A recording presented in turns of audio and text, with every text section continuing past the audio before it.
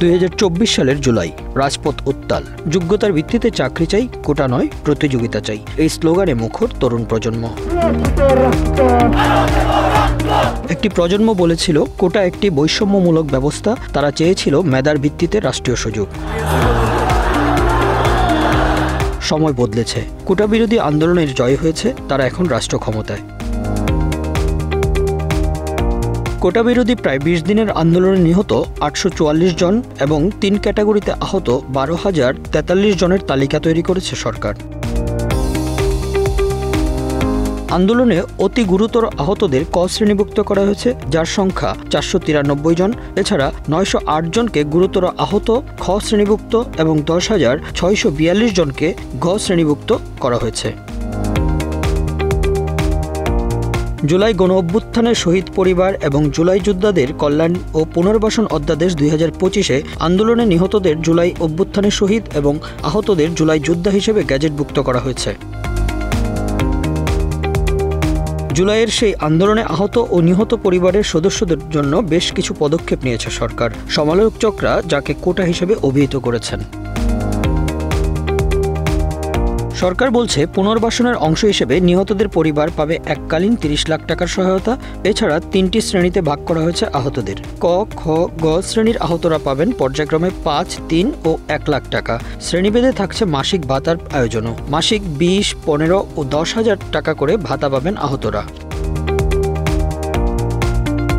সরকারি চাকরিতে অগ্রাধিকার, ফ্ল্যাট বরাদ্দ, কর ছাড়, বিনামূল্যে চিকিৎসা, এমনকি সহজ শর্তে ঋণও থাকছে কোটা বিরোধী আন্দোলনকারীদের জন্য।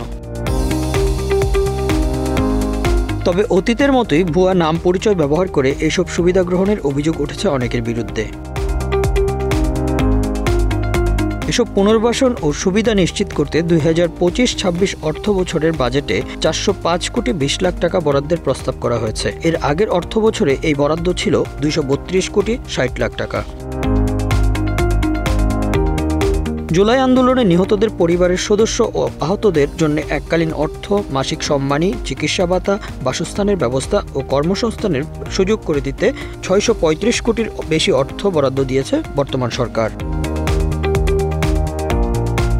এর আগে গত ফেব্রুয়ারিতে সরকারি মাধ্যমিক বিদ্যালয়ে শিক্ষার্থী ভর্তিতে মুক্তিযোদ্ধাদের জন্য বরাদ্দ 5% কোটার সঙ্গে জুলাই অভ্যুত্থানে আহত নিহতের পরিবারের সদস্যদের অন্তর্ভুক্ত করে এক আদেশ জারি করা হয়। পরে ব্যাপক সমালোচনার মুখে সেই আদেশ বাতিল করে কেবল 2025 সালের জন্য নতুন নির্দেশনা দেওয়া হয়। জুলাই আন্দোলনে নিহত ও আহতদের তালিকা করেছে স্বাস্থ্য মন্ত্রণালয়। তাদের দেওয়া হয়েছে আলাদা পরিচয়পত্র, কিন্তু এরই মধ্যে ভুয়া জুলাই যোদ্ধা পরিচয়ে যেসব সুযোগ সুবিধা নেওয়া হয়েছে কিংবা আহতদের হাসপাতাল দখলের খবরও এসেছে গণমাধ্যমে।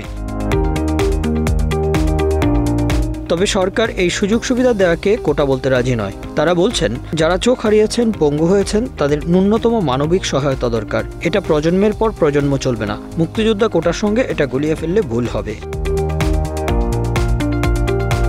সমালোচকরা বলছেন, সমাজের সব স্তরের মানুষের অংশগ্রহণে আন্দোলন হলেও কোটি কয়েক মানুষকে আলাদাভাবে এসব সুযোগ সুবিধা দেওয়ার কারণে ভুয়া মুক্তিযোদ্ধাদের মতো নতুন করে সুবিধাভোগী শ্রেণী তৈরি হওয়ার শঙ্কা রয়েছে। একই সাথে হতে পারে জুলাইয়ের রাজনীতিকরণও। বিশ্লেষকরা বলছেন, যথাযথভাবে পুনর্বাসন না করে ঢালাওভাবে সুযোগ সুবিধা দেওয়া হলে তা মুক্তিযোদ্ধা কোটার মতোই অপব্যবহারের সুযোগ তৈরি হবে। Bangla affairs news desk.